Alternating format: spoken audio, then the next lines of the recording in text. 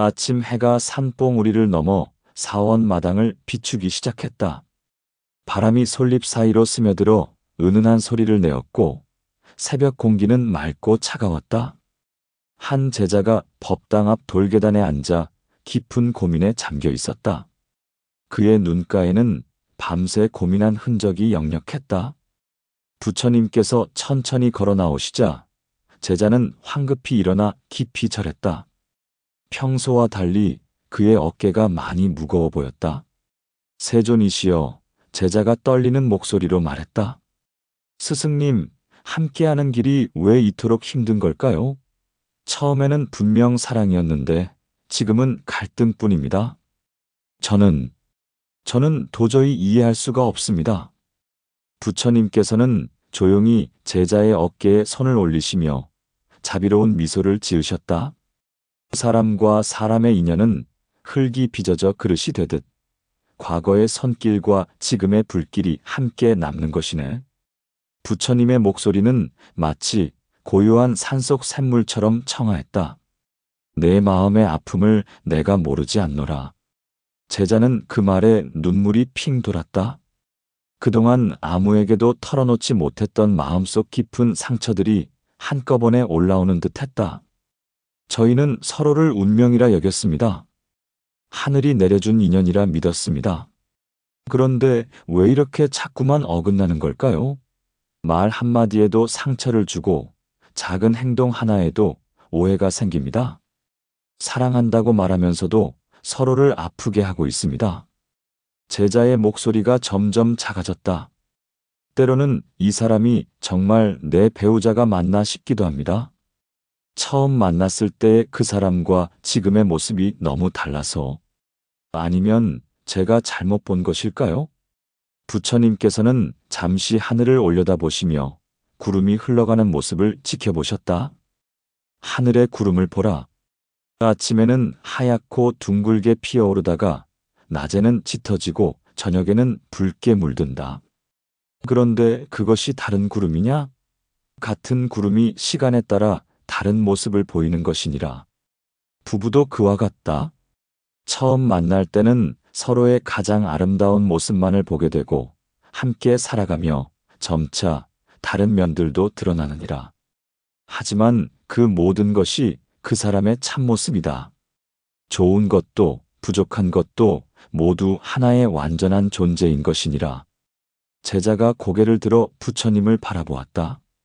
그렇다면 세존이시여, 저희가 지금 겪고 있는 어려움들도 자연스러운 것입니까? 이런 고통도 사랑의 한 과정입니까? 대나무가 자라는 모습을 본 적이 있느냐? 부처님께서 마당 한쪽 대나무 숲을 가리키시며 말씀하셨다. 대나무는 마디마디 굳건한 마디를 만들며 자란다. 그 마디가 있기에 바람에도 꺾이지 않고 높이 솟을 수 있느니라. 부부 관계도 그러하다. 갈등과 화해를 반복하며 더욱 깊은 이해의 마디들을 만들어가느니라. 지금의 어려움은 너희 관계를 더욱 단단하게 만들어줄 소중한 과정이다. 제자는 깊이 숨을 들이마셨다. 부처님의 말씀이 마음 깊은 곳까지 스며들어가는 것 같았다. 하지만 스승님, 때로는 너무 힘들어서 포기하고 싶을 때가 있습니다. 이렇게까지 아프면서 함께 있어야 하는 이유를 모르겠습니다. 혼자 사는 것이 더 편할 것 같습니다. 부처님께서는 연못가로 걸어가시며 물 위에 떠있는 연꽃을 가리켰다. 연꽃을 보라. 진흙 속에서 자라지만 그 진흙을 원망하지 않는다. 오히려 그 진흙의 양분으로 아름다운 꽃을 피워낸다. 만약 연꽃이 진흙을 싫어하여 떠나려 한다면 어떻게 되겠느냐? 시들고 말 것이니라. 부부 관계에서 겪는 어려움도 그와 같다. 그것을 피하려 하면 성장할 수 없다. 오히려 그 어려움을 통해 서로를 더 깊이 이해하고 더 큰 사랑으로 나아갈 수 있느니라. 제자의 눈에서 눈물이 흘러내렸다. 하지만 그것은 더 이상 절망의 눈물이 아니었다. 세존이시여, 그렇다면 저는 어떻게 해야 합니까? 어떻게 하면 이 고통스러운 상황을 지혜롭게 헤쳐나갈 수 있을까요? 부처님께서는 따뜻하게 미소 지으시며 대답하셨다. 그것을 알고자 하는 마음 자체가 이미 깨달음을 향한 첫걸음이니라. 앞으로 내가 들려줄 이야기들을 통해 너는 부부관계의 참된 의미를 깨닫게 될 것이다. 그리고 진정한 사랑이 무엇인지, 어떻게 서로를 이해하고 성장해 나갈 수 있는지를 알게 되리라. 아침 햇살이 더욱 밝아지면서 사원 마당 전체를 따뜻하게 감쌌다. 제자는 마음 한편이 가벼워지는 것을 느꼈다. 비록 앞으로 가야 할 길이 험난할지라도 이제는 혼자가 아님을 알 수 있었다. 부처님의 지혜로운 가르침이 앞으로 그의 마음을 어떻게 변화시켜 나갈지, 그리고 그의 부부 관계가 어떤 새로운 모습으로 거듭날지 기대가 되었다. 스승님, 저는 이제 준비되었습니다. 무엇부터 배워야 할까요? 부처님께서는 고개를 끄덕이시며 조용히 대답하셨다. 모든 가르침은 마음을 아는 것부터 시작되느니라. 내일부터 차근차근 알아가 보자. 다음 날 새벽 제자는 평소보다 일찍 일어나 부처님을 찾았다. 어젯밤 부처님의 말씀을 되새기며 밤새 뜬 눈으로 지새웠지만 마음 한편으로는 새로운 희망이 싹 타고 있었다. 부처님께서는 이미 연못가에 앉아 고요히 명상에 잠겨 계셨다. 세존이시여, 제자가 조심스럽게 다가가 절을 올렸다.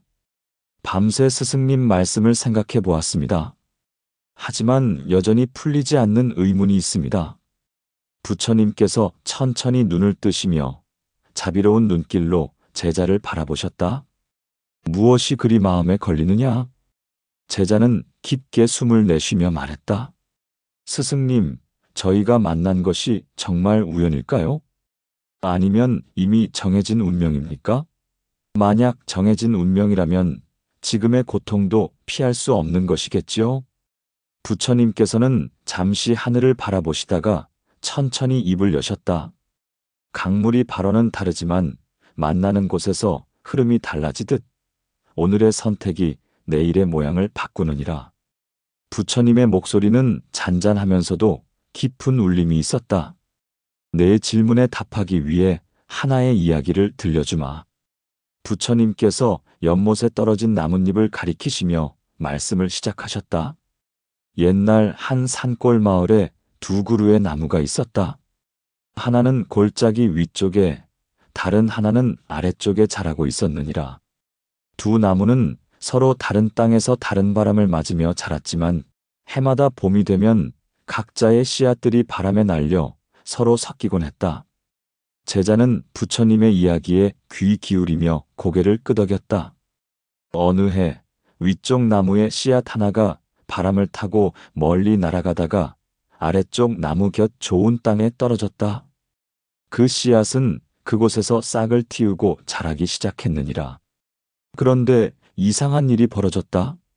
새로운 나무는 자라면서 자꾸만 아래쪽 나무와 가지가 엉키고 부딪히게 되었다. 처음에는 서로 양보하며 다른 방향으로 가지를 뻗으려 했지만 뿌리가 같은 물을 두고 경쟁하게 되었고 햇빛을 차지하려 다투게 되었다. 두 나무는 점점 갈등하게 되었느니라. 제자가 궁금한 듯 물었다. 그렇다면 그 두 나무는 계속 싸우기만 했습니까? 부처님께서 미소를 지으시며 이야기를 계속하셨다. 한 현명한 농부가 이 광경을 보고 말했다. 두 나무야, 너희는 서로를 원망하고 있지만 사실 너희가 이곳에서 만난 것은 우연이 아니다.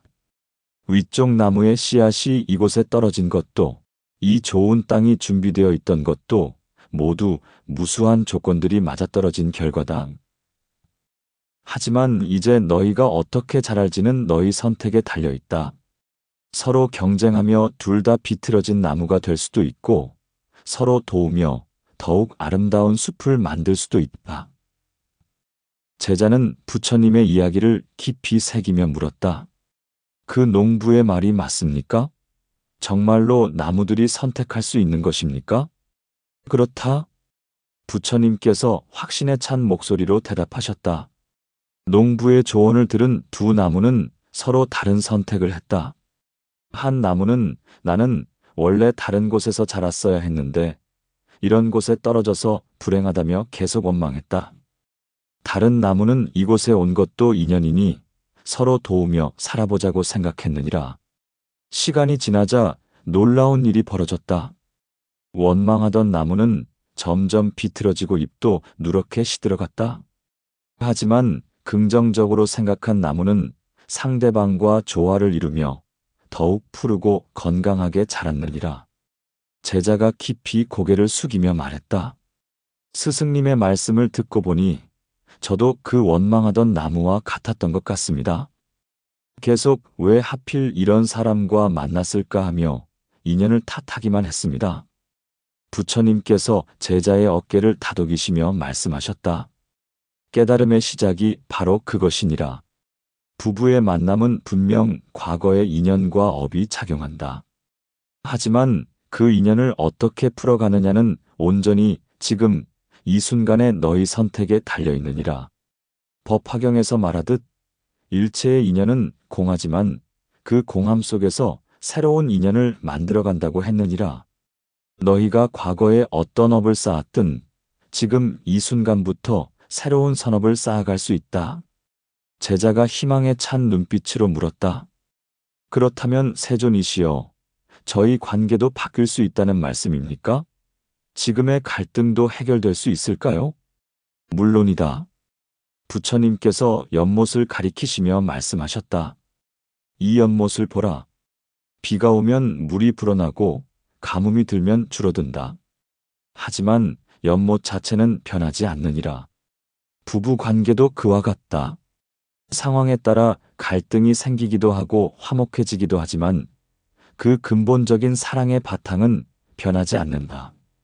중요한 것은 물이 탁해졌을 때 그 탁함을 그대로 두지 않고 맑게 만들려는 노력이다. 그 방법을 이제부터 하나씩 배워나가면 되느니라. 제자는 마음속에 따뜻한 온기가 퍼지는 것을 느꼈다. 어제까지만 해도 절망적으로만 느껴졌던 상황이 이제는 희망적으로 보이기 시작했다. 스승님, 그렇다면 제가 첫 번째로 해야 할 일은 무엇입니까? 부처님께서 천천히 일어나시며 대답하셨다. 먼저 너의 마음부터 바꾸어라. 왜 하필 이 사람과 만났을까 하는 원망 대신 이 사람과의 만남을 통해 나는 무엇을 배울 수 있을까 하고 생각해보라. 그러면 상대를 보는 눈이 달라질 것이다. 그리고 기억하라. 너희의 만남은 우연이 아니라 서로를 성장시키기 위한 소중한 인연이라는 것을.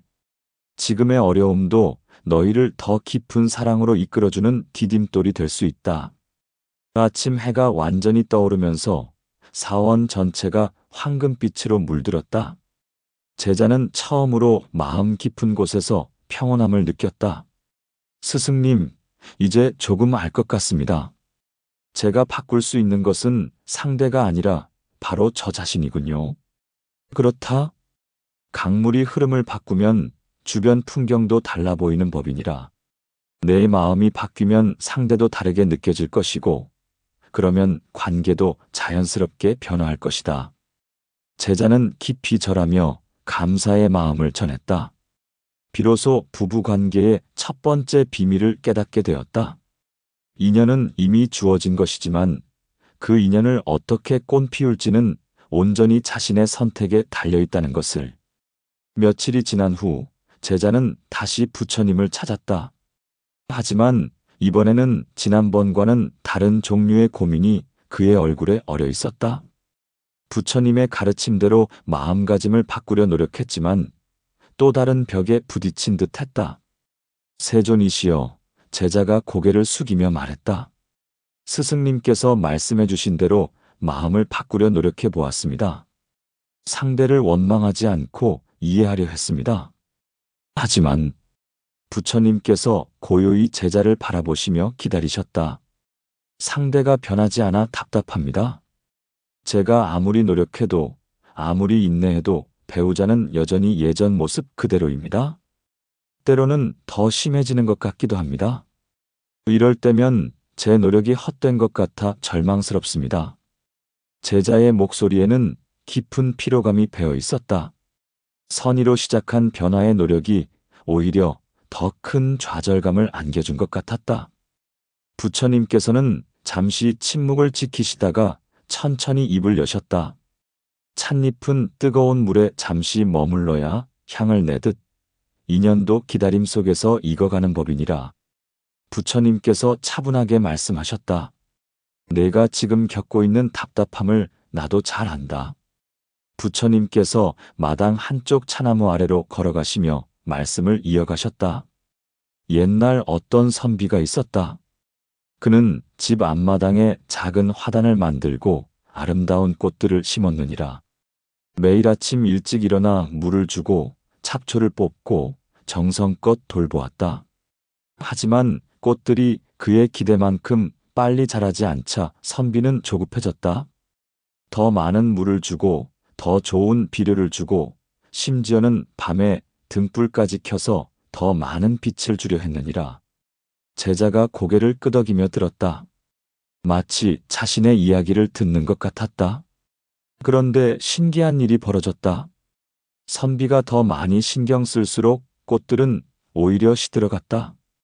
뿌리가 썩기 시작했고 잎들이 누렇게 변했느니라. 어느 날 지나가던 늙은 농부가 그 모습을 보고 말했다.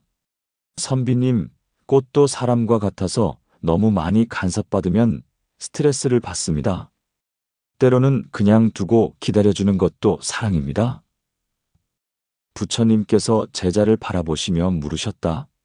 내 생각에는 그 선비가 어떻게 해야 했을까? 제자가 잠시 생각하더니 대답했다. 아마도 너무 조급해하지 말고 꽃의 속도에 맞춰 기다려야 했을 것 같습니다. 맞다? 부처님께서 미소 지으시며 말씀하셨다. 농부의 조언을 들은 선비는 마음을 바꾸었다.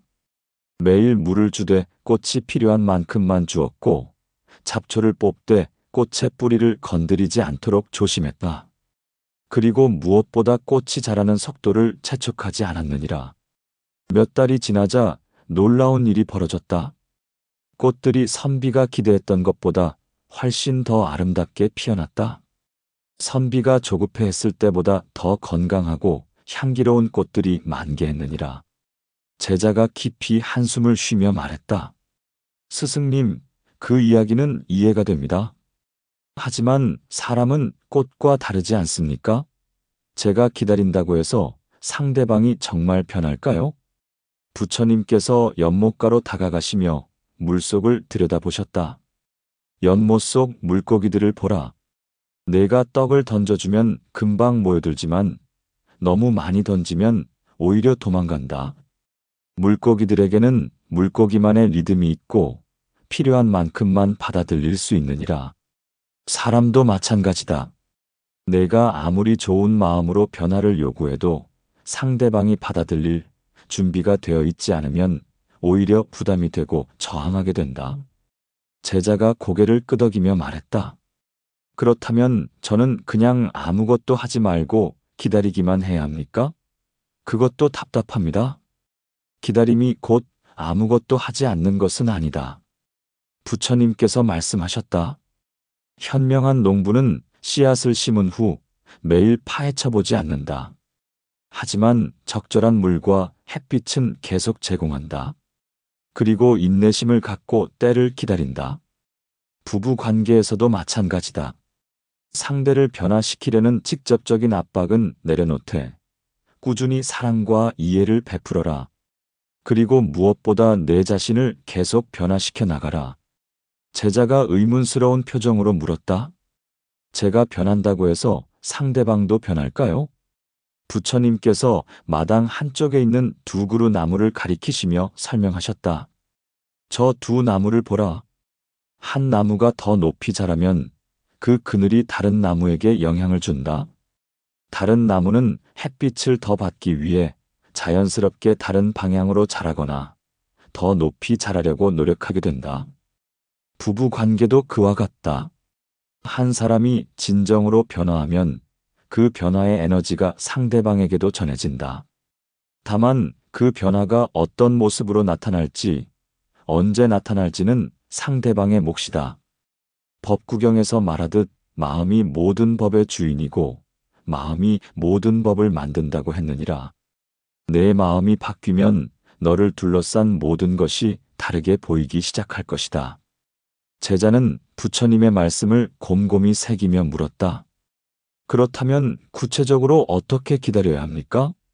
그냥 참기만 하면 되는 것입니까? 참는 것과 기다리는 것은 다르다. 부처님께서 분명하게 말씀하셨다. 참는 것은 억지로 견디는 것이지만 기다리는 것은 믿음을 갖고 때를 기다리는 것이다. 매일 아침 해가 뜨기를 기다릴 때 내가 조급해하거나 걱정하지 않는 것처럼 상대방의 변화도 자연스러운 흐름에 맡기고 기다리는 것이다. 그리고 그 기다림의 시간 동안 내가 해야 할 일이 있다. 바로 내 자신을 더욱 사랑스러운 사람으로 만드는 것이다. 내가 더욱 자비롭고 지혜로운 사람이 될 때 상대방도 자연스럽게 그런 너를 닮고 싶어 할 것이다. 제자의 눈에서 희망의 빛이 돌기 시작했다. 스승님, 이제 조금 이해가 됩니다.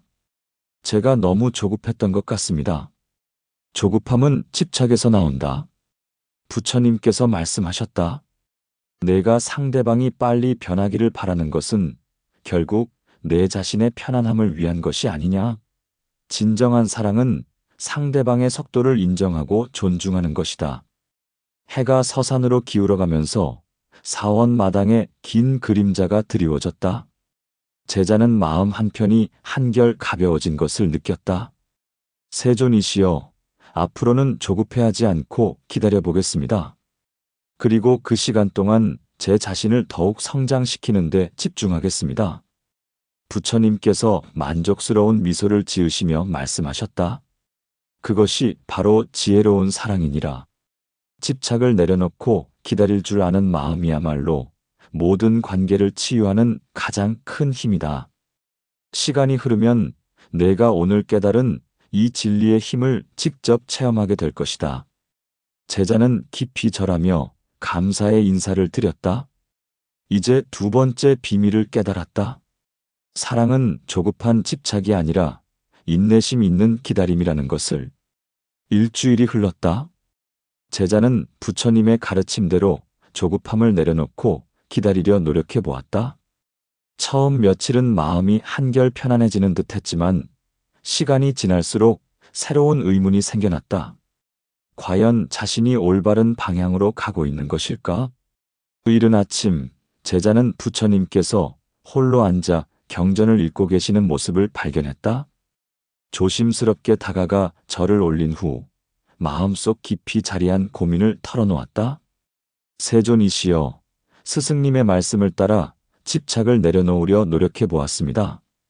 상대방을 바꾸려 하지 않고 기다리려 했습니다. 하지만 부처님께서 경전을 덮으시고 제자를 온화한 눈빛으로 바라보셨다. 하지만 무엇이냐? 제자가 깊게 숨을 쉬며 말했다. 상대를 바꾸지 못하면 제 노력이 헛된 것이겠지요? 제가 아무리 기다리고 인내해도 결국 관계는 그대로인 것 같습니다. 때로는 제가 너무 소극적이 된 것은 아닌가 하는 생각도 듭니다. 부처님께서는 잠시 하늘을 바라보시더니 천천히 일어나셨다. 등불이 밝으면 그림자는 저절로 따르듯 자신을 닦으면 관계 또한 변하느니라. 부처님께서 법당 앞 등롱을 가리키시며 말씀하셨다. 내 혼란을 풀어줄 이야기를 하나 들려주마.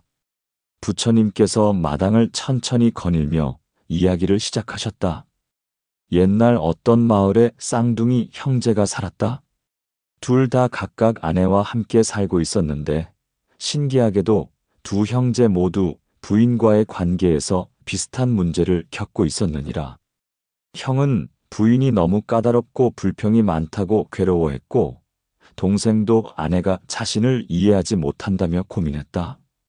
어느 날 두 형제는 서로 만나 이 문제에 대해 상의했느니라. 제자가 관심 있게 귀 기울이며 들었다. 형이 말했다. 동생아, 나는 아내를 바꿔보려고 온갖 방법을 다 써봤다. 잘해달라고 부탁도 하고 때로는 화를 내기도 하고 선물도 사주고 타이르기도 했다. 하지만 아무 소용이 없어. 이제는 포기하고 그냥 참고 살려고 한다. 동생이 대답했다. 형님 말씀이 맞는 것 같아요. 저도 아내를 바꾸려고 노력했지만 실패했습니다. 이제는 기대를 아예 하지 않기로 했어요. 부처님께서 잠시 걸음을 멈추시고 제자를 바라보셨다. 내 생각에는 두 형제의 접근이 어떠냐? 제자가 고개를 갸웃거리며 답했다.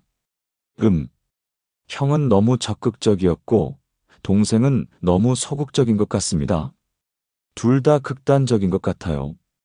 옳은 통찰이다. 부처님께서 미소 지으시며 말씀을 이어가셨다. 그런데 마을에 지혜로운 노인이 있었다. 그 노인이 두 형제의 이야기를 듣고 말했느니라. 두 젊은이여, 너희는 모두 같은 실수를 하고 있다. 상대방을 중심으로 생각하고 있는 것이다. 형은 아내를 바꾸는 것에 집중했고, 동생은 아내에게 실망하는 것에 집중하고 있다.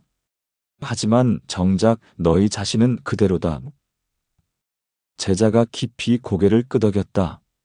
자신의 모습이 그 형제들과 다르지 않다는 것을 깨달았다. 노인이 계속 말했다. 진정한 해답은 다른 곳에 있다. 너희가 먼저 훌륭한 남편이 되어보라. 아내를 바꾸려 하지 말고 아내에게 실망하지도 말고 그저 너희 자신을 최고의 남편으로 만들어가라. 그러면 신기한 일이 벌어질 것이다. 너희가 진정으로 변할 때 아내들도 자연스럽게 변화하게 될 것이다. 마치 방에 향을 피우면 방 전체가 향기로워지는 것처럼 말이다. 부처님께서 향로에서 피어오르는 향연을 가리키시며 말씀하셨다. 형제들은 노인의 말을 듣고 각자 다른 길을 택했다. 형은 여전히 반신반의했지만 동생은 노인의 조언을 따르기로 했느니라. 동생은 매일 아침 일어나서 오늘 나는 어떻게 하면 더 좋은 남편이 될 수 있을까? 를 생각했다. 아내의 변화를 기대하지 않고 오직 자신이 어떻게 더 자비롭고 이해심 깊은 사람이 될 수 있을지만 고민했느니라. 아내가 불평을 할 때도 맞대응하지 않고 내가 부족해서 아내가 힘들어하는구나 하고 생각했다. 아내가 화를 낼 때도 내가 더 세심했다면 이런 일이 없었을 텐데 하며 자신을 돌아봤다. 제자가 호기심 어린 눈으로 물었다. 그래서 어떻게 되었습니까? 놀라운 일이 벌어졌다. 부처님께서 환한 미소를 지으시며 말씀하셨다. 처음에는 아내가 별 반응을 보이지 않았다. 하지만 몇 달이 지나자 아내의 태도가 서서히 바뀌기 시작했다. 불평이 줄어들고 웃음이 늘어났다. 그리고 남편을 대하는 방식도 한결 부드러워졌느니라. 반면 형은 어떻게 되었나요? 형은 여전히 아내 탓을 하거나 체념하는 것을 반복했다. 그러다 보니 부부 관계는 계속 제자리 걸음이었고 때로는 더 악화되기도 했느니라. 부처님께서 제자의 어깨에 손을 올리시며 말씀하셨다. 이것이 바로 수행의 올바른 방향이다. 상대를 바꾸려 하지도 말고 그렇다고 포기하지도 말라. 대신 내 자신을 변화시키는데 모든 에너지를 쏟아라. 법화경에서 말하듯 일체 중생을 제도하되 실제로는 중생이 제도되는 것이 없다고 했느니라. 내가 진정으로 자신을 변화시킬 때 상대방도 자연스럽게 변화의 길에 들어서게 된다. 제자가 깊은 깨달음의 표정으로 말했다. 스승님, 그렇다면 제가 지금까지 해온 노력의 방향이 잘못되었다는 말씀이군요. 잘못되었다기보다는 불완전했다고 하는 것이 맞겠다. 부처님께서 자상하게 말씀하셨다. 내가 집착을 내려놓으려 한 것은 옳았다. 하지만 그것만으로는 충분하지 않다. 적극적으로 자신을 변화시키는 노력이 함께 있어야 한다. 그렇다면 구체적으로 어떻게 해야 합니까? 부처님께서 연못가로 걸어가시며 설명하셨다. 매일 아침 일어나면 거울을 보며 자신에게 물어보라. 오늘 나는 어떻게 하면 더 자비로운 배우자가 될 수 있을까? 어떻게 하면 더 이해심 깊은 사람이 될 수 있을까? 상대방이 화를 낼 때는 어떻게 하면 저 화를 누그러뜨릴 수 있을까? 가 아니라 내가 어떻게 행동해야 이런 상황에서도 평정심을 유지할 수 있을까? 를 생각하라. 상대방이 이해해주지 않을 때는 어떻게 하면 저 사람이 나를 이해하게 만들까? 가 아니라 내가 먼저 저 사람을 더 깊이 이해할 수 있는 방법은 무엇일까? 를 고민하라. 제자의 눈이 점점 밝아졌다. 스승님, 이제 이해가 됩니다. 수행의 화살표가 밖이 아니라 안을 향해야 한다는 것이군요. 그렇다. 부처님께서 확신에 찬 목소리로 말씀하셨다. 등불은 다른 것을 밝히려 애쓰지 않는다. 다만 자신이 밝게 타오를 뿐이다. 하지만 그 결과로 주변의 모든 것이 밝아진다. 내가 진정으로 자비롭고 지혜로운 사람이 될 때 너의 배우자도 그런 너를 보며 자연스럽게 영감을 받게 될 것이다. 억지로 가르치려 하지 않아도, 강요하지 않아도 너의 변화 그 자체가 가장 큰 가르침이 된다. 해가 중천에 떠오르면서 사원 마당 전체가 환하게 밝아졌다. 제자는 마음속에서 새로운 에너지가 솟아오르는 것을 느꼈다. 세존이시여, 이제 제가 해야 할 일이 분명해졌습니다. 앞으로는 상대방의 변화를 기대하거나 걱정하지 않고 오직 제 자신을 더 나은 사람으로 만드는 데 집중하겠습니다. 부처님께서 만족스러운 미소를 지으시며 말씀하셨다. 그것이 바로 보살의 마음이니라. 자신을 변화시킴으로써 세상을 변화시키는 것, 그것이야말로 진정한 수행의 길이다. 이제 내가 걸어야 할 길이 보이느냐? 제자는 깊이 절하며 감사의 마음을 표했다. 드디어 세 번째 비밀을 깨달았다. 수행의 방향은 상대를 향한 것이 아니라 오직 자기 자신을 향한 것이며 그것이야말로 모든 관계를 변화시키는 가장 확실한 방법이라는 것을. 보름이 지났다. 제자는 부처님의 가르침대로 자신을 변화시키는 데 집중하며 지내왔다. 매일 아침 거울을 보며 스스로에게 질문하고 상대방보다는 자신의 마음을 돌아보려 노력했다. 그런데 며칠 전부터 이상한 일이 벌어지기 시작했다. 배우자와의 큰 갈등은 줄어들었지만 오히려 마음 한편에 더 큰 의문이 자리 잡았다. 과연 지금 자신이 느끼는 것이 진정한 사랑일까? 아니면 단지 습관이나 정에 불과한 것일까? 이른 저녁, 노을이 사원 마당을 붉게 물들이는 시간에 제자는 부처님을 찾았다. 부처님께서는 연못가에서 고요히 석양을 바라보고 계셨다. 세존이시여, 제자가 조심스럽게 다가가며 말했다. 스승님의 가르침대로 살아보려 노력하고 있습니다. 그런데 요즘 이상한 생각이 듭니다. 혹시 사랑이 사라진 건 아닐까요? 처음에 그 뜨거운 감정은 어디로 간 것일까요? 부처님께서 천천히 고개를 돌리시며 제자를 바라보셨다. 그 눈빛에는 깊은 이해와 연민이 담겨 있었다. 거울은 먼지가 앉아 빛을 가릴 뿐 본래의 광채를 잃지 않느니라. 부처님께서 물 위에 떠있는 연꽃잎을 가리키시며 말씀하셨다. 내 마음에 일어난 의문을 내가 모르지 않노라. 부처님께서 연못 둘레를 천천히 걸으시며 이야기를 시작하셨다.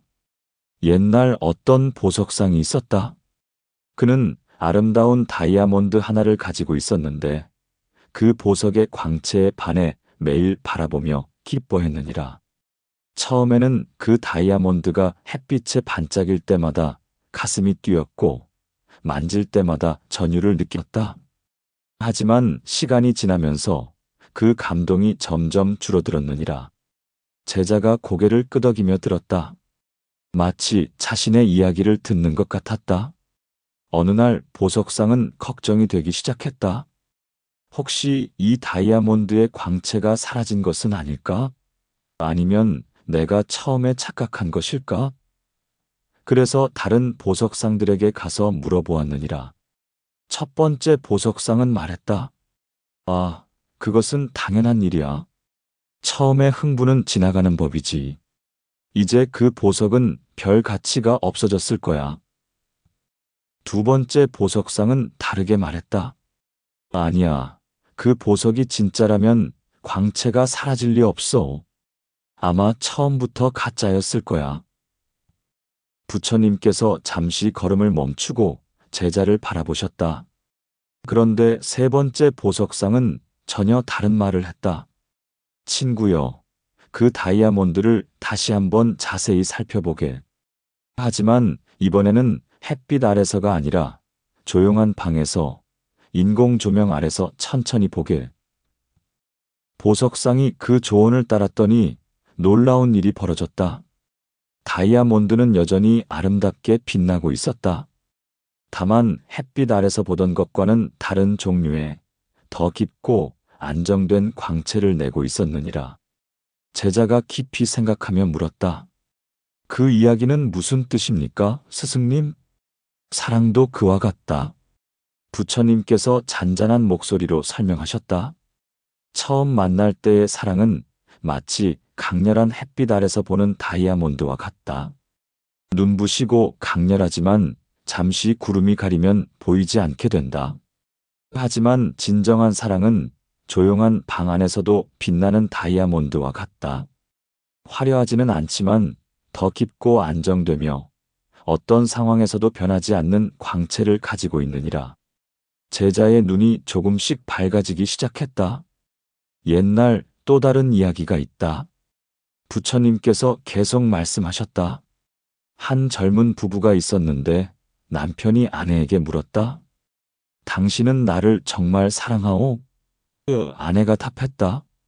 물론이에요. 당신이 잘생기고 똑똑하고 다정하기 때문에 사랑해요. 그런데 몇 년 후 남편이 병을 얻어 얼굴이 변하고 기억력도 나빠지고 성격도 까칠해졌다. 그러자 아내의 사랑도 시들기 시작했느니라. 한편 다른 부부가 있었다. 남편이 같은 질문을 했을 때 아내는 이렇게 답했다. 나는 당신이기 때문에 사랑해요. 당신의 장점이나 단점 때문이 아니라 그냥 당신이기 때문에요. 이 부부 역시 세월이 흘러 여러 변화를 겪었지만 아내의 사랑은 변하지 않았느니라. 왜냐하면 그 사랑은 조건에 달려있지 않았기 때문이다. 제자가 깊은 깨달음의 표정을 지으며 말했다. 스승님, 그렇다면 저는 지금까지 조건부 사랑을 하고 있었던 것입니까? 그것을 판단하는 것은 내 자신이다. 부처님께서 자상하게 말씀하셨다. 하지만 스스로에게 물어보라. 내가 배우자를 사랑하는 이유가 무엇인가? 그 사람이 나에게 잘해주기 때문인가? 나를 이해해주기 때문인가? 아니면 그냥 그 사람이기 때문인가? 제자는 잠시 조용히 생각에 잠겼다. 그리고 솔직하게 고백했다. 스승님, 돌이켜보니 저는 배우자가 저에게 잘해줄 때는 사랑한다고 느끼고 그렇지 않을 때는 사랑이 식었다고 생각했습니다. 이것이 진정한 사랑이 아니었군요. 깨닫는 것이 시작이다. 부처님께서 격려하시며 말씀하셨다. 무량수경에서 말하듯 무조건적 자비는 모든 번뇌를 녹인다고 했느니라. 진정한 사랑도 그와 같다. 그렇다면 어떻게 해야 그런 사랑을 할 수 있습니까? 부처님께서 하늘을 가리키시며 말씀하셨다. 저 하늘을 보라. 해가 뜨거나 비가 와도 구름이 끼거나 맑아도 하늘 자체는 변하지 않는다. 모든 변화를 포용하면서도 그 본질은 그대로다. 사랑도 그와 같아야 한다. 상대방이 기뻐하거나 화를 내거나 건강하거나 아프거나 성공하거나 실패하거나 상관없이 변하지 않는 그 무엇이어야 한다. 구체적으로는 어떻게 실천해야 합니까? 매일 아침 일어나면 배우자를 바라보며 이렇게 생각해보라. 부처님께서 구체적으로 조언하셨다. 이 사람은 나에게 무엇을 해주는 사람이 아니라 그냥 소중한 존재 자체다. 이 사람의 행복이 곧 나의 행복이다. 그리고 상대방이 실수를 하거나 자신을 실망시킬 때도 이 사람도 나와 같은 불완전한 인간이구나. 하지만 그 불완전함까지도 사랑스럽다고 생각해보라. 제자가 감동한 목소리로 말했다. 스승님, 그런 사랑이 정말 가능한 것입니까? 인간이 그렇게 완벽할 수 있을까요? 완벽함을 추구하는 것이 아니라 진정성을 추구하는 것이다. 부처님께서 미소 지으시며 말씀하셨다. 처음에는 어려울 것이다. 하지만 매일 조금씩 연습하다 보면 그것이 자연스러워질 것이다. 마치 처음 걸음마를 배우는 아이처럼 처음에는 자꾸 넘어지지만 포기하지 않고 계속 연습하면 결국 자연스럽게 걸을 수 있게 되는 것과 같다. 부처님께서 연못에 핀 연꽃을 가리키시며 말씀을 이어가셨다. 저 연꽃을 보라. 진흙에서 자라나지만 진흙을 미워하지 않는다. 오히려 그 진흙의 양분을 받아 아름다운 꽃을 피워낸다. 진정한 사랑도 그와 같다. 상대방의 부족함을 미워하지 않고 오히려 그것마저도 사랑으로 받아들여 더 아름다운 관계를 만들어낸다. 해가 완전히 지고 달이 떠오르기 시작했다. 달빛이 연못 위에 은빛 길을 만들어냈다. 세존이시여, 제자가 깊은 감사의 마음으로 말했다. 이제 조금 이해가 됩니다. 제가 지금까지 느꼈던 혼란은 사랑이 사라져서가 아니라 사랑을 바라보는 제 눈이 흐려져서였군요. 맞다? 부처님께서 확신에 찬 목소리로 말씀하셨다. 사랑의 본질은 변하지 않는다. 다만 그것을 바라보는 우리의 마음이 때로는 구름에 가려질 뿐이다. 그 구름을 걷어내는 것이 바로 수행이다. 앞으로는 상대방이 나에게 무엇을 해주느냐가 아니라 내가 상대방에게 어떤 사랑을 줄 수 있느냐에 집중하라. 그러면 내가 찾고 있던 진정한 사랑을 발견하게 될 것이다. 제자는 마음 깊은 곳에서 따뜻한 감동이 솟아오르는 것을 느꼈다. 네 번째 비밀을 깨달았다.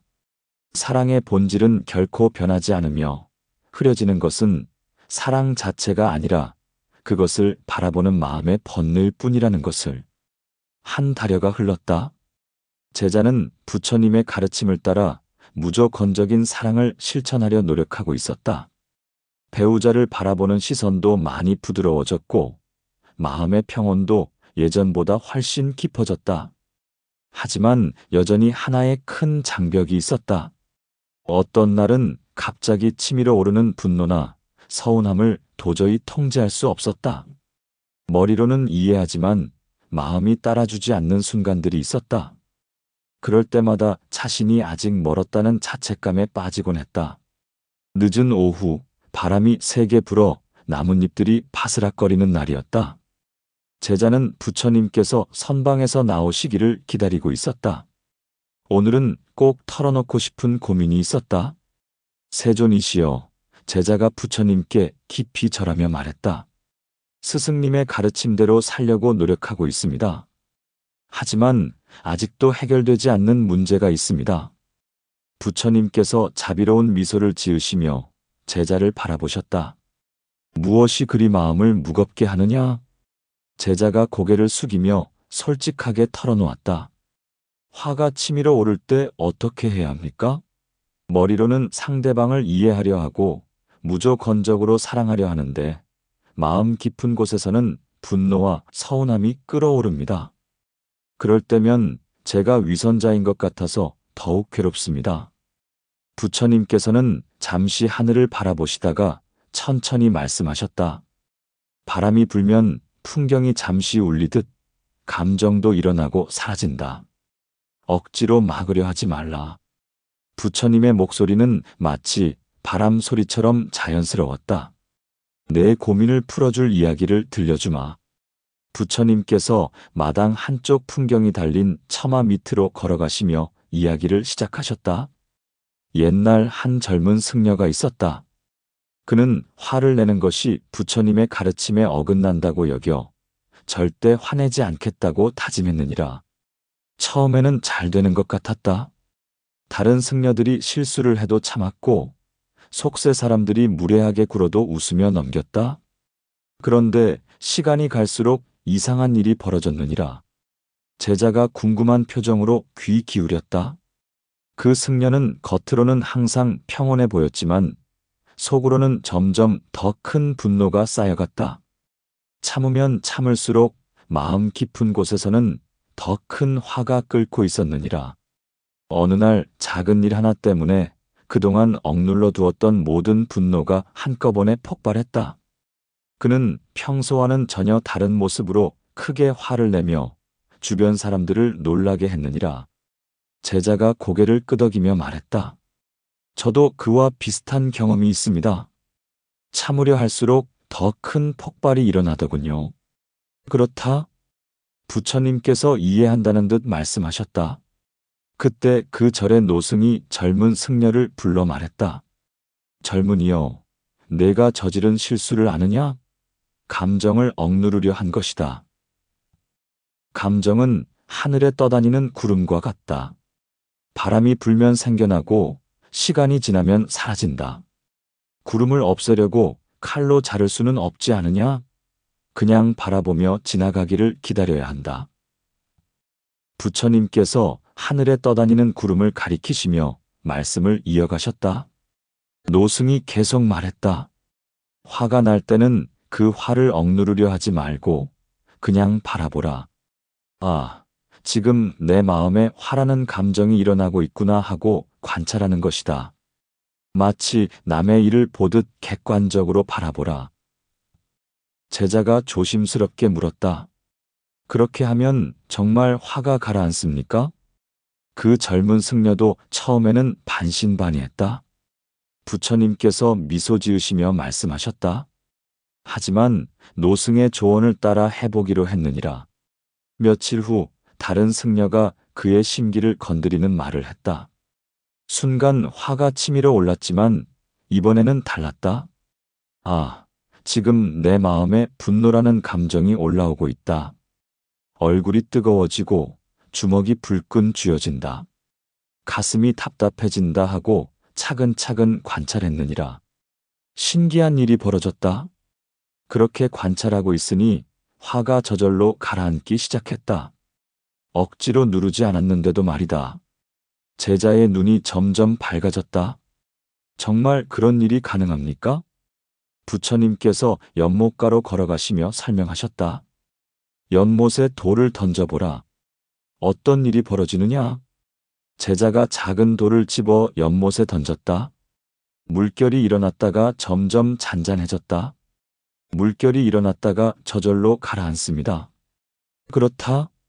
하지만 만약 내가 그 물결을 손으로 눌러 없애려 한다면 아마 더 큰 물결이 일어날 것 같습니다. 옳다? 부처님께서 확신에 찬 목소리로 말씀하셨다. 감정도 그와 같다. 자연스럽게 일어나고 자연스럽게 사라진다. 억지로 막으려 하면 오히려 더 커진다. 부처님께서 법당 앞 계단에 앉으시며 더 구체적으로 설명해 주셨다. 윗바사나 명상에서 가르치는 방법이 바로 이것이다. 감정이 일어날 때 그것과 싸우지 말고 도망가지도 말고 그냥 관찰하는 것이다.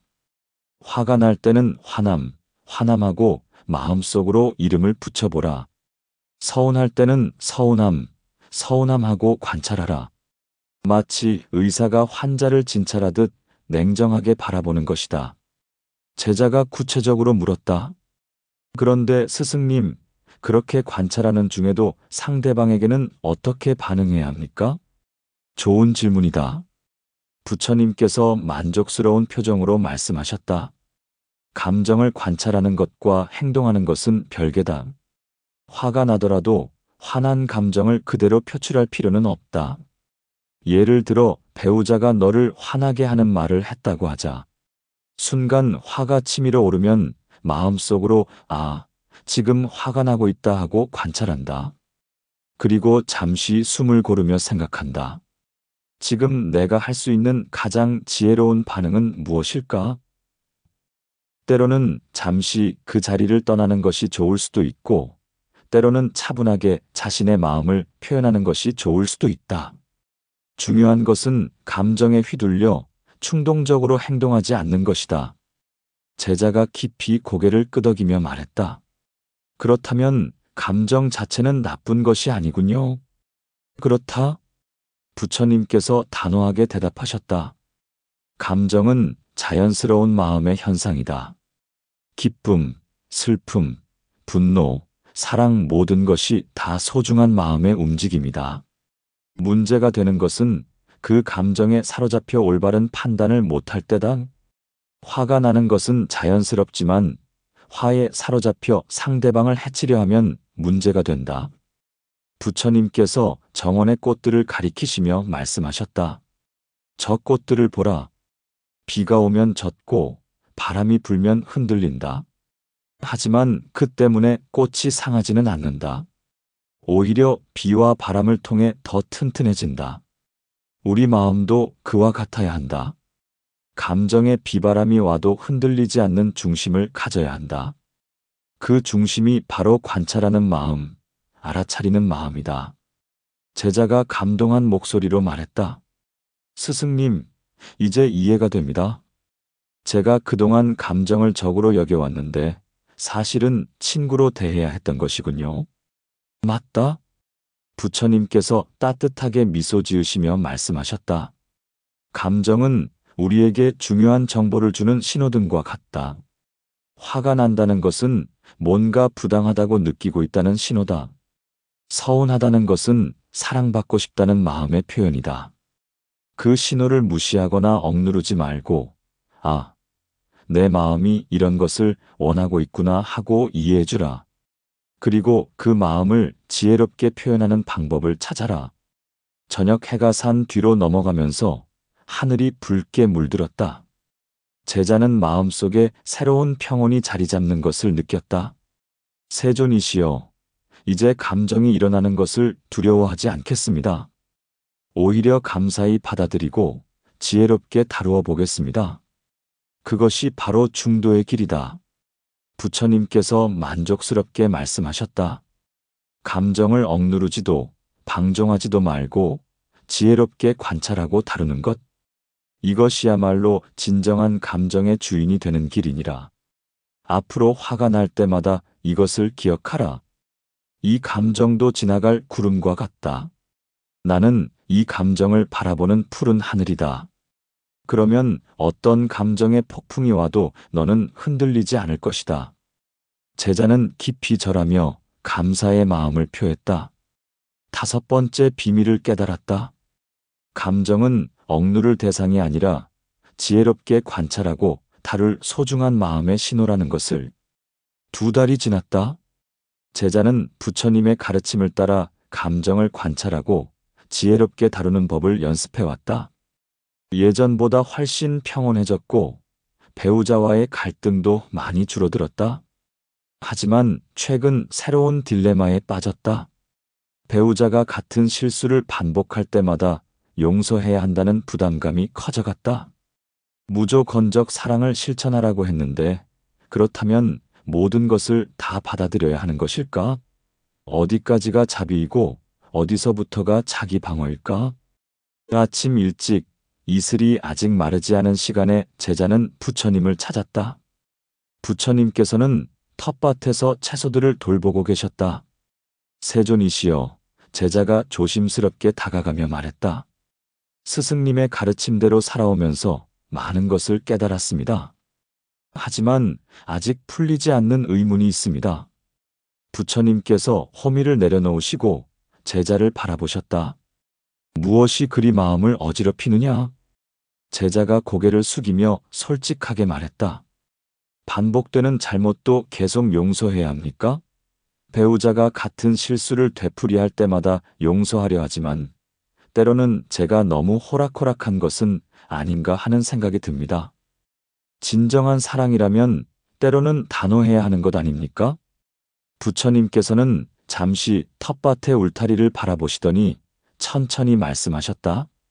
문지방은 드나들물 막지는 않되 안과 밖을 가르듯 자비와 경계는 함께 세워야 하느니라. 부처님의 목소리는 따뜻하면서도 단단함이 있었다. 내 혼란을 풀어줄 이야기를 들려주마. 부처님께서 텃밭 한쪽에 앉으시며 이야기를 시작하셨다. 옛날 어떤 정원사가 있었다. 그는 아름다운 정원을 가꾸고 있었는데 그 정원에는 온갖 꽃과 나무들이 조화롭게 자라고 있었느니라. 어느 날부터 들짐승들이 정원에 들어와 꽃들을 짓밟고 열매를 따먹기 시작했다. 정원사는 처음에 모든 생명을 사랑해야 한다는 마음으로 그냥 두었다. 하지만 시간이 갈수록 정원이 엉망이 되어갔느니라. 제자가 고개를 끄덕이며 들었다. 마치 자신의 상황과 비슷해 보였다. 정원사는 고민에 빠졌다. 내가 동물들을 쫓아내는 것이 자비롭지 못한 일일까? 하지만 이대로 두면 정원 전체가 망가질 텐데. 그래서 마을의 현명한 노인을 찾아가 조언을 구했느니라. 노인이 말했다. 젊은이여, 내가 착각하고 있는 것이 있다. 진정한 자비는 무조건 허용하는 것이 아니다. 때로는 경계를 세우는 것도 사랑의 한 형태다. 부처님께서 텃밭 울타리를 가리키시며 말씀을 이어가셨다. 저 울타리를 보라. 정원을 보호하기 위해 세워진 것이다. 하지만 그것이 생명을 미워해서 만든 것이냐? 아니다. 정원 안의 생명들을 더 잘 보호하기 위해서다. 동물들에게도 해가 되지 않는다. 그들은 다른 곳에서 먹이를 찾으면 된다. 제자가 이해한다는 듯 고개를 끄덕였다. 노인의 조언을 들은 정원사는 정원 둘레에 적당한 울타리를 쳤다. 하지만 동시에 정원 밖 한쪽에는 동물들을 위한 작은 먹이터도 만들어 두었느니라. 결과는 놀라웠다. 정원은 다시 아름답게 가꾸어졌고 동물들도 새로운 먹이터에서 만족하며 지냈다. 모두가 행복해진 것이다. 부처님께서 제자를 바라보시며 물으셨다. 이 이야기에서 무엇을 깨달았느냐? 제자가 잠시 생각하더니 대답했다. 경계를 세우는 것이 반드시 사랑의 부족을 의미하지는 않는군요. 오히려 더 건강한 관계를 위해 필요할 수도 있겠습니다. 옳다. 부처님께서 만족스럽게 말씀하셨다. 하지만 여기서 중요한 것은 어떤 마음으로 경계를 세우느냐 하는 것이다. 부처님께서 일어나시며 다른 이야기를 들려주셨다. 또 다른 정원사가 있었다. 그도 동물들 때문에 고민하다가 울타리를 쳤는데 그는 분노와 원한의 마음으로 그 일을 했다. 이 못된 짐승들 때문에 내 정원이 망가졌다며 화를 내면서 말이다. 그 정원사는 울타리를 치는 것도 모자라 동물들을 잡아 해치려 하기도 했다. 결국 그의 정원은 보호되었지만 그 자신의 마음은 독으로 가득 차게 되었느니라. 반면 첫 번째 정원사는 이 동물들도 생존을 위해 그러는 것이구나. 하지만 나도 정원을 지킬 권리가 있다는 이해와 자비의 마음으로 경계를 세웠다. 그래서 그의 마음은 평온했느니라. 제자가 깊이 깨달은 표정으로 말했다. 스승님, 그렇다면 경계를 세우는 마음가짐이 가장 중요하군요. 그렇다. 부처님께서 확신에 찬 목소리로 말씀하셨다.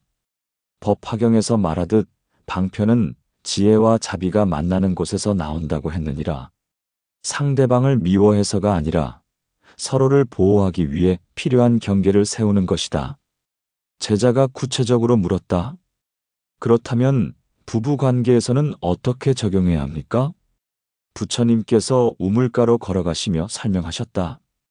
우물을 보라. 물을 주지만 무한정 주지는 않는다. 적당한 깊이가 있어 바닥이 드러나지 않도록 한다.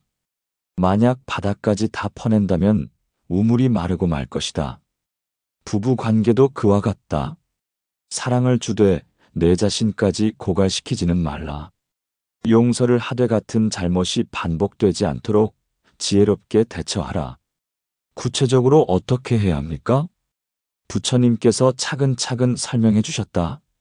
먼저 상대방의 잘못을 용서하되 그 행동의 결과는 명확히 하라.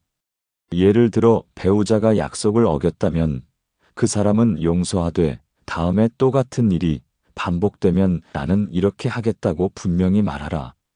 이때 중요한 것은 위협이 아니라 정보 전달이어야 한다는 것이다. 내가 또 그러면 너를 벌주겠다가 아니라 내가 나를 보호하기 위해 이런 조치를 취하겠다는 것이다. 제자가 이해한다는 표정으로 말했다. 그렇다면 용서와 경계 설정이 동시에 가능하다는 말씀이군요. 맞다. 부처님께서 미소 지으시며 말씀하셨다. 어머니가 아이를 사랑하지만 위험한 행동을 할 때는 단호히 제지하는 것과 같다. 사랑하기 때문에 경계를 세우는 것이다. 부처님께서 연못가에 핀 연꽃을 가리키시며 말씀하셨다. 연꽃을 보라.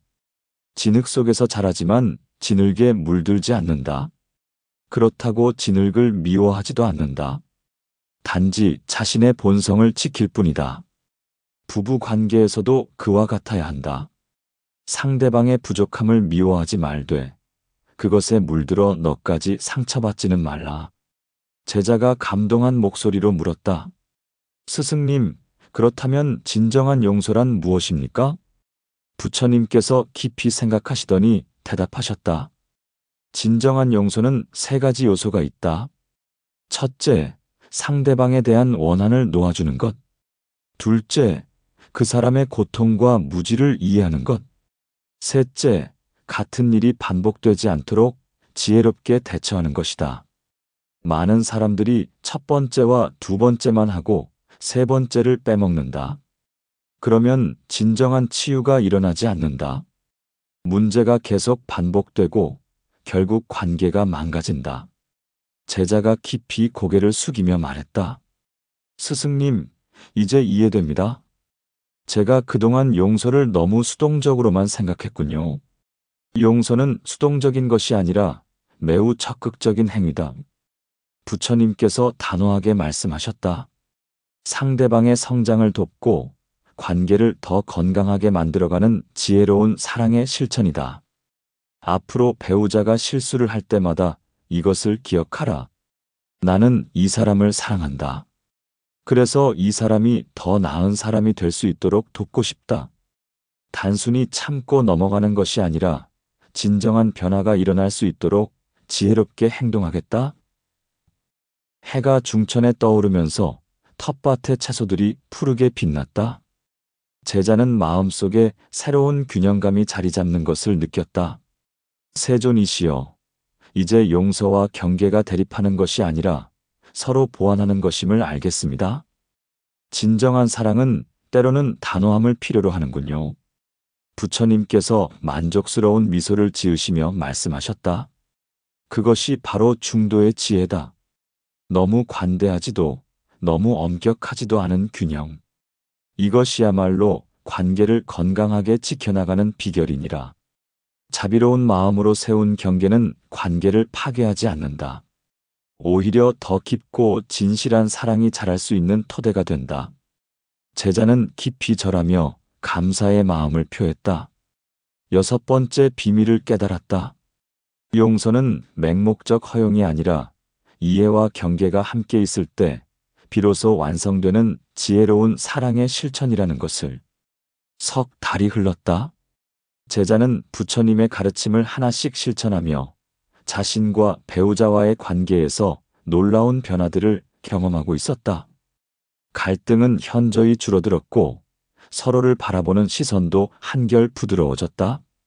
하지만 이제 새로운 의문이 생겼다. 개인적인 평화는 찾았지만 과연 이것이 진정한 부부의 완성일까? 단순히 갈등 없이 사는 것을 넘어서 함께 성장하고 발전해 나가는 진정한 동반자가 되려면 어떻게 해야 할까? 늦은 오후 석양이 사원을 황금빛으로 물들이는 시간에 제자는 부처님께서 경전을 정리하고 계시는 모습을 발견했다. 조심스럽게 다가가 깊이 절한 후 마음속 깊은 질문을 털어놓았다. 세존이시여, 제자가 경건한 마음으로 말했다. 스승님의 가르침 덕분에 저희 부부는 많은 것이 좋아졌습니다. 하지만 이제 더 깊은 질문이 생겼습니다.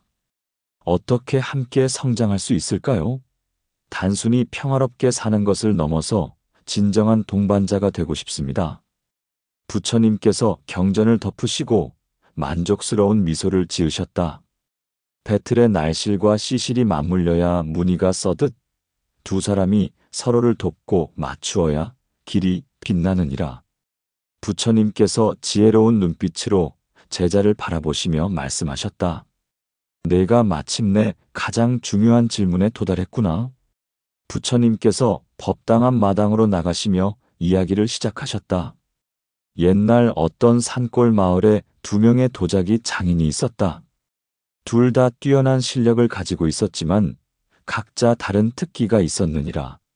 한 사람은 아름다운 모양을 만드는 데 탁월했고 다른 사람은 견고하게 굽는 기술이 뛰어났다. 처음에는 각자 따로 작업했지만 어느 날 함께 일해보기로 했느니라. 제자가 관심 있게 들었다. 결과는 놀라웠다. 한 사람이 아름다운 형태를 만들면 다른 사람이 그것을 완벽하게 구워냈다. 혼자 만들 때보다 훨씬 더 아름답고 견고한 작품들이 탄생했느니라. 하지만 더 중요한 것은 그 과정에서 두 사람 모두 성장했다는 것이다. 모양을 만드는 장인은 굽는 기술을 배우게 되었고, 굽는 장인은 조형 감각을 기르게 되었다. 서로를 가르치고 배우며 각자의 한계를 뛰어넘게 된 것이다. 부처님께서 잠시 걸음을 멈추고 제자를 바라보셨다. 부부도 그와 같아야 한다. 단순히 나란히 사는 것이 아니라 서로의 장점을 살려주고 부족한 점을 보완해주며 함께 더 높은 경지로 나아가는 것이다. 제자가 깊이 고개를 끄덕이며 물었다. 그렇다면 구체적으로 어떻게 그런 관계를 만들어갈 수 있습니까? 부처님께서 연못가로 걸어가시며 설명하셨다. 연못에 두 그루의 연꽃이 나란히 피어 있다. 서로 경쟁하지 않고 각자의 아름다움을 발휘하면서도 함께 연못을 더욱 아름답게 만든다. 부부 관계에서도 먼저 이것을 깨달아야 한다. 너희는 경쟁자가 아니라 협력자다. 상대방이 성장하면 나도 함께 성장하고 내가 발전하면 상대방도 함께 발전한다. 부처님께서 구체적인 방법을 제시해 주셨다. 매일 저녁 서로에게 물어보라. 오늘 당신으로부터 무엇을 배웠나요? 내가 당신에게 도움이 된 일이 있었나요? 이렇게 하루하루를 돌아보며 서로의 성장을 격려하라. 그리고 각자의 꿈과 목표를 공유하라. 상대방의 꿈이 이루어지도록 함께 노력하고 내 꿈도 상대방과 함께 키워가라. 제자가 구체적으로 물었다. 하지만 스승님, 때로는 서로의 목표가 다를 수도 있지 않습니까? 좋은 지적이다. 부처님께서 미소 지으시며 말씀하셨다. 그때는 더 큰 공통된 목표를 찾아야 한다. 부처님께서 하늘을 가리키시며 설명하셨다. 새 두 마리가 각각 다른 방향으로 날아가려 한다면 어떻게 될까? 서로 다른 길로 헤어질 것이다. 하지만 함께 따뜻한 남쪽 나라로 날아가기로 한다면 각자 다른 경로를 택하더라도 결국 같은 목적지에서 만날 수 있다. 부부도 그와 같다. 우리는 어떤 삶을 함께 만들어가고 싶은가? 어떤 가정을 이루고 싶은가? 어떤 가치를 함께 추구하고 싶은가? 이런 큰 그림에서 합의점을 찾아라. 제자의 눈이 점점 밝아졌다. 그렇다면 개인의 성장과 관계의 성장이 따로가 아니라 함께 가는 것이군요. 바로 그것이다. 부처님께서 확신에 찬 목소리로 말씀하셨다. 법화경에서 말하듯 일체 중생과 함께 무상정등각을 이룬다고 했느니라. 나 혼자만의 깨달음은 진정한 깨달음이 아니다. 부처님께서 마당의 대나무 숲을 가리키시며 말씀을 이어가셨다. 저 대나무들을 보라. 각각 따로 서 있는 것 같지만 뿌리는 서로 연결되어 있다. 한 대나무가 영양분을 흡수하면 다른 대나무들도 함께 자란다. 부부 관계도 그와 같아야 한다. 겉으로는 각자의 개성을 유지하되 마음 깊은 곳에서는 하나로 연결되어 서로의 성장을 돕는 것이다. 제자가 감동한 목소리로 말했다. 스승님, 그렇다면 진정한 부부는 서로를 완성시켜주는 존재가 되는 것이군요. 맞지만 여기서 조심해야 할 것이 있다. 부처님께서 주의 깊게 말씀하셨다. 상대방을 자신의 부족함을 채워줄 도구로 생각해서는 안 된다. 각자 완전한 개체로서 만나되 함께할 때 더 큰 아름다움을 만들어내는 것이다. 부처님께서 하늘에 떠 있는 달과 별들을 가리키시며 설명하셨다. 달은 달대로 아름답고 별은 별대로 아름답다. 하지만 함께 있을 때 밤하늘은 더욱 장관을 이룬다. 그렇다고 달이 별을 필요로 해서 의존하는 것은 아니다. 부부도 그와 같아야 한다. 각자 독립적이면서도 함께할 때 더 큰 조화를 이루는 것이다. 제자가 실천적인 질문을 했다. 그렇다면 일상생활에서는 어떻게 이런 관계를 만들어갈 수 있습니까? 부처님께서 구체적으로 조언해 주셨다. 첫째, 정기적으로 서로의 꿈과 목표에 대해 이야기하는 시간을 가져라. 상대방의 성장을 진심으로 응원하고 도울 방법을 함께 고민하라. 둘째, 서로에게서 배울 점을 찾아라. 상대방이 나보다 잘하는 것이 있다면 겸허히 배우려 하고, 내가 잘하는 것은 기꺼이 가르쳐 주어라. 셋째, 함께 할 수 있는 의미 있는 일을 찾아라. 봉사활동이든 공부든 취미든 함께 성장할 수 있는 활동을 통해 더 깊은 유대감을 형성하라. 넷째, 서로의 성공을 진심으로 기뻐하라. 질투나 경쟁심이 아니라 상대방의 기쁨을 나의 기쁨으로 여기라. 제자가 깊은 깨달음의 표정으로 말했다. 스승님, 이제 이해됩니다. 부부는 서로를 소유하는 관계가 아니라 함께 성장하는 동료인 것이군요. 그렇다. 부처님께서 만족스럽게 말씀하셨다. 소유는 집착을 낳고 집착은 고통을 낳는다. 하지만 동반자 의식은 자유와 성장을 가져온다. 부처님께서 마지막으로 중요한 말씀을 해주셨다. 기억하라. 진정한 동반자가 되려면 먼저 내 자신이 계속 성장하는 사람이 되어야 한다. 멈춰 있는 사람은 아무도 이끌어갈 수 없다. 매일 아침 일어나면 스스로에게 물어보라. 오늘 나는 어떻게 더 나은 사람이 될까? 어떻게 우리 관계에 더 큰 가치를 더할까? 이런 마음으로 살아갈 때 너희는 진정한 영적 동반자가 될 수 있다. 달이 중천에 떠오르면서 사원 전체가 은빛으로 물들었다. 제자는 마음 깊은 곳에서 큰 감동과 결심이 솟아오르는 것을 느꼈다. 세존이시여, 제자가 깊이 절하며 말했다. 이제 정말로 부부의 참된 의미를 알겠습니다. 단순히 함께 사는 것이 아니라 함께 성장하고 서로를 완성시켜가는 신성한 여정이군요. 부처님께서 자비로운 미소를 지으시며 마지막 말씀을 해주셨다. 그것이 바로 부처님 법의 완성이다. 나 혼자만의 해탈이 아니라 함께하는 모든 존재와 더불어 이루어가는 깨달음. 내가 배우자와 함께 이런 길을 걸어간다면 그것 자체가 가장 높은 수행이 될 것이다. 앞으로 매일매일이 새로운 배움과 성장의 기회가 되기를 바라노라.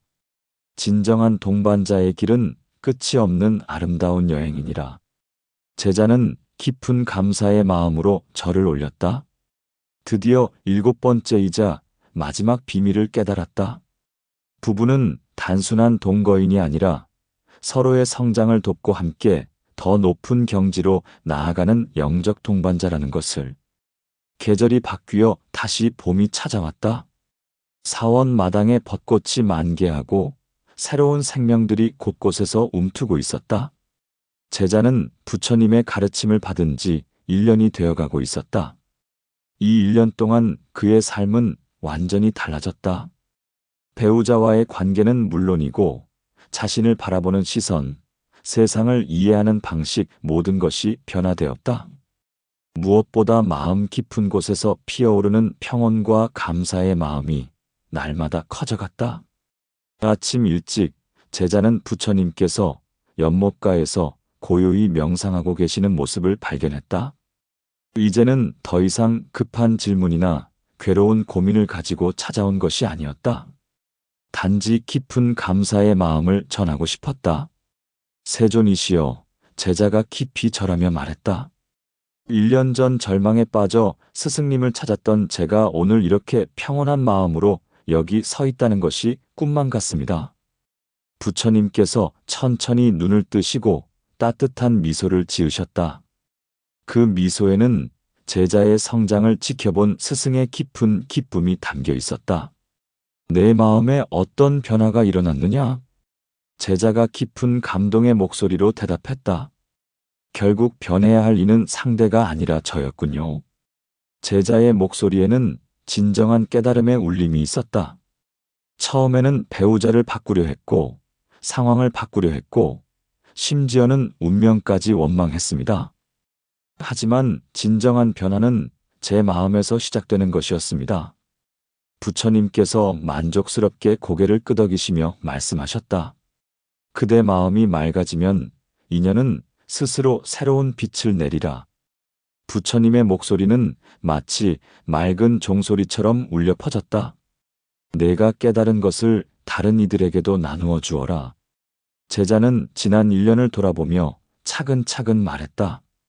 처음 스승님께서 인연과 원인에 대해 말씀해 주셨을 때 저는 운명론에서 벗어날 수 있었습니다. 과거의 인연은 받아들이되 현재의 선택으로 미래를 만들어갈 수 있다는 것을 배웠습니다. 그 다음 집착을 내려놓는 법을 배웠습니다. 상대방이 빨리 변하기를 바라는 조급함을 놓아버리고 기다릴 줄 아는 인내를 배웠습니다. 세 번째로는 수행의 방향을 바로잡았습니다. 상대방을 교정하려 하지 말고 오직 저 자신을 변화시키는데 집중해야 한다는 것을 깨달았습니다. 부처님께서 조용히 들으시며 때때로 고개를 끄덕이셨다. 네 번째로는 사랑의 본질을 깨달았습니다. 진정한 사랑은 조건부가 아니라 무조건적인 것이며 변하는 것은 사랑이 아니라 그것을 바라보는 제 마음이었다는 것을 알게 되었습니다. 다섯 번째로는 감정과 친구가 되는 법을 배웠습니다. 화나 서운함을 억누르려 하지 말고 지혜롭게 관찰하고 다루는 방법을 익혔습니다. 여섯 번째로는 용서와 경계의 균형을 깨달았습니다. 무조건적인 허용이 아니라 사랑하는 마음으로 필요한 경계를 세우는 것도 자비라는 것을 배웠습니다. 마지막으로는 진정한 동반자의 의미를 알게 되었습니다. 서로 소유하는 관계가 아니라 함께 성장하는 영적 동반자가 되는 것이 부부의 참된 목표라는 것을 깨달았습니다. 제자가 잠시 멈추고 깊이 숨을 들이마셨다. 이 모든 가르침을 통해 제가 가장 크게 깨달은 것은 부부 관계가 단순한 감정적 결합이 아니라는 것입니다. 그것은 서로를 통해 더 나은 인간이 되어가는 거룩한 수행의 장이었습니다. 부처님께서 깊이 만족하시는 표정으로 말씀하셨다. 그렇다. 부부의 길은 서로를 닦는 수행의 장이며 오늘의 작은 실천이 내일의 평온을 만든다. 부처님께서 연못에 핀 연꽃을 가리키시며 말씀하셨다. 저 연꽃처럼 너도 진흙 속에서 아름다운 깨달음의 꽃을 피워냈구나. 제자가 호기심 어린 눈으로 물었다. 스승님, 그렇다면 저희 부부는 이제 완성된 것입니까? 부처님께서 부드럽게 웃으시며 대답하셨다. 완성이란 도달하는 지점이 아니라 계속되는 과정이다. 내가 깨달은 이 7가지 지혜는 끝이 아니라 시작이다. 앞으로 살아가면서 더 깊고 넓은 이해가 펼쳐질 것이다. 매일 아침 일어나면 이것을 기억하라. 오늘 나는 어떻게 더 자비로운 배우자가 될까? 어떻게 우리 관계에 더 깊은 사랑을 불어넣을까? 이런 마음으로 하루하루를 살아가는 것 자체가 수행이다. 부처님께서 하늘을 바라보시며 마지막 말씀을 해주셨다. 그리고 언제나 기억하라. 부부 관계에서 겪는 모든 어려움과 기쁨, 갈등과 화해, 눈물과 웃음 모든 것이 깨달음으로 가는 소중한 재료들이라는 것을. 단 하나도 헛되지 않다. 제자의 눈에 감사의 눈물이 맺혔다. 세존이시여, 어떻게 이 은혜를 갚을 수 있을까요? 내가 배운 것을 실천하고 다른 이들에게도 나누어 주는 것이 가장 큰 보답이다.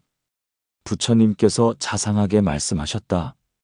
고통받는 부부들에게 희망을 주고 사랑의 길을 잃은 이들에게 방향을 제시해 주어라.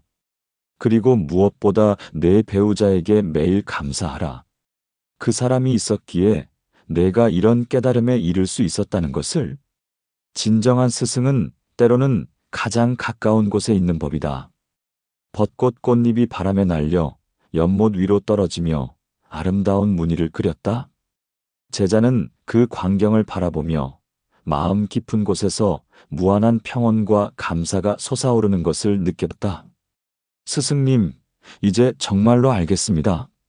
사랑은 찾는 것이 아니라 만들어가는 것이고, 행복은 주어지는 것이 아니라 스스로 창조하는 것이라는 것을. 그리고 가장 중요한 것은 모든 인연이 우리를 더 완전한 존재로 이끌어주는 소중한 인도자라는 것입니다. 부처님께서 마지막으로 축복의 말씀을 해주셨다. 부처님의 가르침이 내 가정에 언제나 평안과 기쁨을 가져다 주기를 바라노라. 그리고 이 지혜가 세상의 모든 부부들에게도 전해져서 사랑과 이해의 꽃이 온 세상에 만개하기를 원하노라. 제자는 깊이 깊이 절하며 감사의 마음을 표했다. 이제 그는 단순히 가르침을 받는 자가 아니라 그 가르침을 세상에 전하는 사자가 되었다. 부부 인연의 신비로운 여정은 끝난 것이 아니라 이제야 진정으로 시작되는 것이었다. 사랑과 지혜로 가득 찬 새로운 여행이 그를 기다리고 있었다. 오늘은 부부 인연의 신비와 그 속에서 수행하는 방법에 대해 알아보았습니다. 여러분도 배우자와 함께 더 깊은 인연을 맺고 자비와 사랑을 실천하는 삶을 살고 싶으시다면 아래 댓글란에 관세음 보살이라고 남겨주세요. 부처님의 가르침이 여러분의 가정에 평온과 행복을 가져오기를 바랍니다.